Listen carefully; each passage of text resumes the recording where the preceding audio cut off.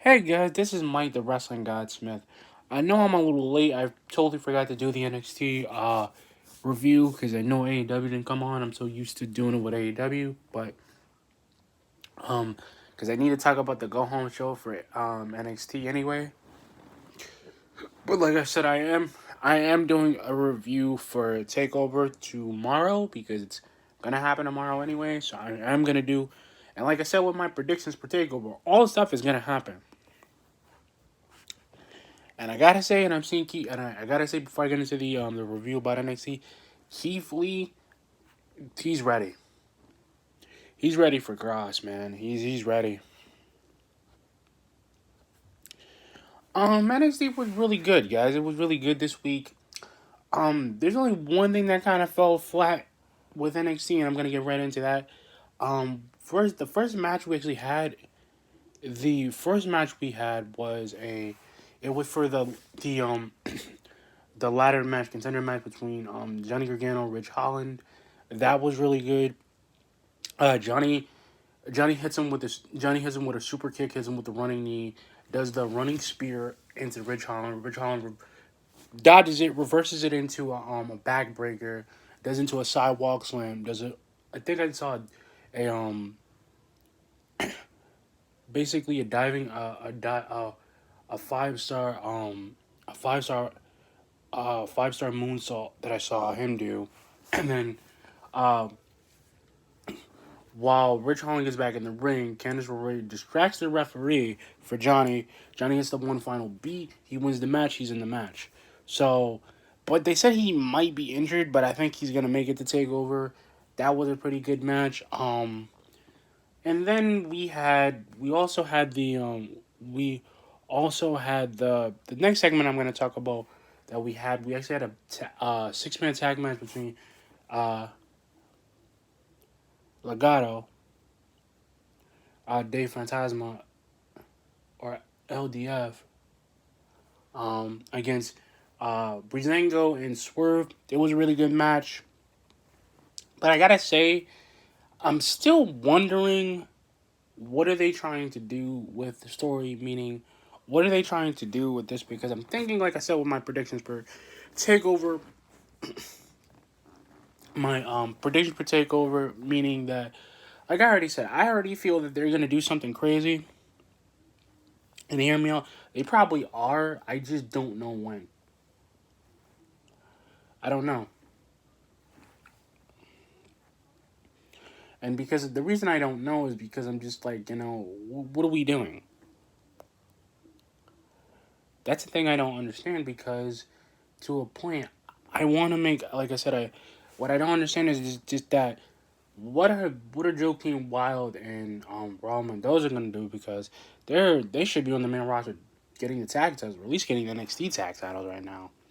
Because I think that would set them off, and I think it was a good match though. I just didn't like the fact that like Legado del Fantasma always wins because it's like Tyler Breeze can beat him. I think Swerve almost had that's the thing. Swerve almost had him if the referee didn't do that screw job, where he thought that where he said that Swerve wasn't the legal partner, even though he was, because he didn't tag him. He bumped into him, and he hits Breeze with the Phantom Driver. They win. It's a 1-2-3 finish. Then the next segment, which we're gonna talk about, the segment that actually fell flat, which was the basically I got the promo that with the Finn promo. I didn't really like it as much because I thought he would say something about Velveteen Dream. I thought he would say something about that. He said something about Velveteen Dream, but it was kind of dry. I didn't like, and I also didn't like because I like Velveteen Dream. I do. I like him. I like him, and I like Finn. I like them both. But the one thing I didn't like, guys, I'm gonna be perfectly honest, was the Pat McAfee promo with Adam. And Pat McAfee, which he like dude like and this is the thing. He thinks he's such a great wrestler and this dude only got a lucky shot. Adam Cole's gonna kick his teeth in tomorrow. And the sad part was like the segment that fell flat was because he talked so much. It was like he basically said, I'm a better human being. I'm taller than you, basically putting on his like his height.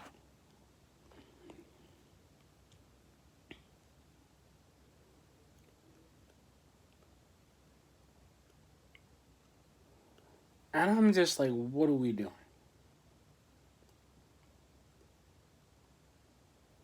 Like, that's my quest.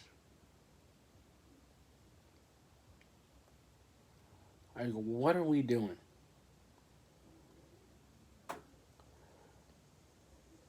Because to me,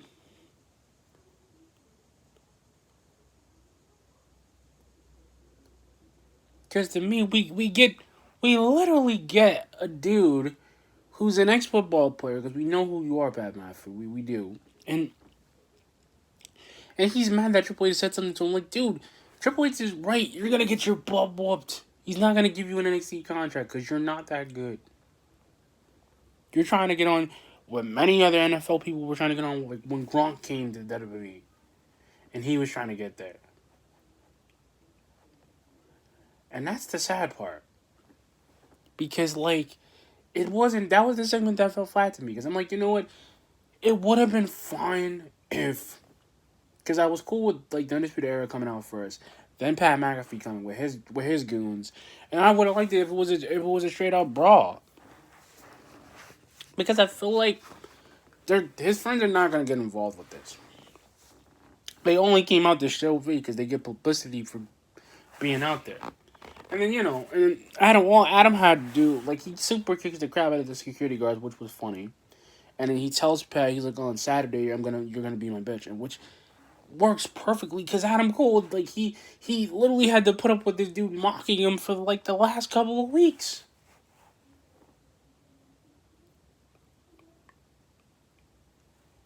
That's the thing. Adam Cole's not a bad guy, and I just felt like this segment was really, it fell short. And I'm just like, what are we doing? That was my thing with the segment, and like I said, I did like I did like the I didn't like the Dakota Kai match because I felt like that was like really using another local, like another enhancement talent they're trying to push, and it just felt mega dry. Her promo felt super dry. Her promo felt dry. It just like if I was gonna do something, I would have did it, and that's the sad part. It felt dry because I'm like, what are we doing? Like, that's my question to all of it. Like, they didn't even know what they were doing with him. They didn't even know because and Io comes out and beats the crap out of her and says she's had enough and she's gonna win because Gonzalez is gonna get involved somehow. But Gonzalez, the thing about Gonzalez is, like, they're never gonna push her. And it's a typical. We basically got another typical heel movement. Gonzalez comes in, kicks Io with a big boot, knocks her into the glass, basically knocks her out. And the best match was the best match of the night was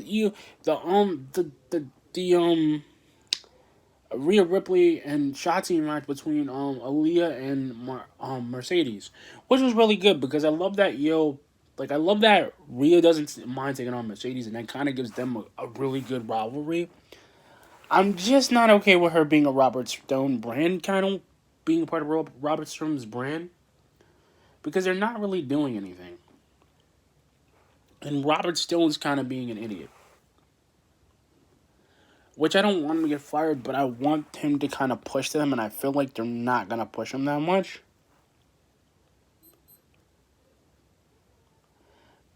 Because Aaliyah's great. She's like Aaliyah and Vanessa. Like, even when she was with Vanessa Bourne, and Vanessa Bourne felt so, like, just felt so, she just felt just lazy. I mean, Chelsea Green, I haven't seen her either, and I think Chelsea Green might be gone.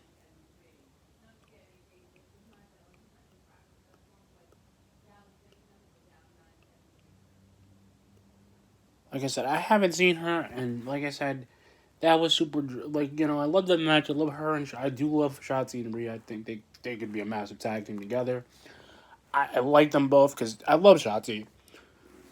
Like, as a wrestler, she's a great. Like, even as a person, she's pretty cool. I like that she's her own thing and she's not trying to copy off of everybody else. But man, she was doing great though.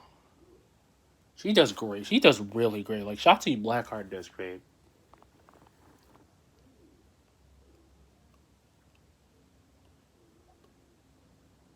Shotzi does great. See, and this is the thing that I was kind of thinking about too. Is like she does great with Rhea because like Rhea like she's been getting better with her power game because like the way she was able to do a big like she was able to do a big boot and then she did a power bomb and just she does a power bomb guys and she lifts Mercedes up and just like plants her on the like power bombs her on her face to the floor like in the back of the like in the back of the on the back of the floor in the back of the security gates and I'm just like I'm bewildered because that's like I've seen her do that but doing that on some solid floor actually hurts more than the ring. And then Shotzi goes up for the running the sense on they win, and then Robert Stone is still trying to wake up Mercedes because I don't think she's going to be. I think her face might hurt, her jaw might be broken because to do that to someone, she was it wasn't edited, she was knocked out. But I mean I didn't like the Finn. I also didn't like the Finn with the Velveteen Dream match because you know what's funny, I already had a feeling he would win because like Cameron Grimes got involved, Johnny Gargano got involved, then Bronson Reed got involved, which was fine, but like this was a typical NXT match, and I really haven't seen Finn in the last couple of weeks, but just show me something, dude. What are you doing in NXT? That's the thing. Like, show me something. Show me this side at a main roster. That's the sad part. They won't show it to me.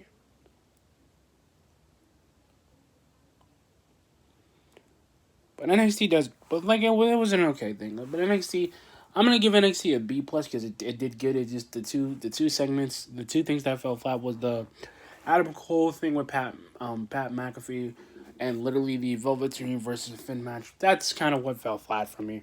But anyway, guys, like, comment, subscribe. Peace.